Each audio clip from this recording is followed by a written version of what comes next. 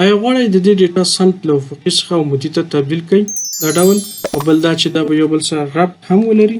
نو د دې لپاره دوه طریقې دي. لومړی دا ډیټا ټوله انتخاب کړئ، کاپي کړئ او بیا راشئ دلته رایټ کلیک وکړئ او دلته پیسټ سپیشل همدلته هم ترانسپوز وټاکئ، بیا اوکې.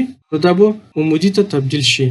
خو دلته ستونزه دا ده که زه چېرته دې تغییر راولم نو دلته لاندې تغییر نه راځي. نو د دې کار ترسره کولو لپاره تاسو یو بله طریقه وکاروئ، هغه دا چې دلته مساوي ولیکئ، بیا ترانسپوز فنکشن وکاروئ.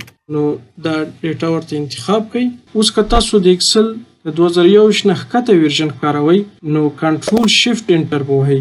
خو زه 2024 کاروم نو کافي ده ته نه انټر ووهم. دا د دې لپاره چې په نوي ورژنو کې ایروګانې چې دي هغه ډاینامیک شوي دي او هیڅ کومه ستونزه نه ورکوي. خو د زاړه ورژنو کې به تاسو څه کوئ؟ کنټرول شیفټ انټر کاروئ. نو د دا ډول ویډیوګانو لپاره زما اکاونټ فالو کړئ، لایک او شیر مو هیر نشي. مننه.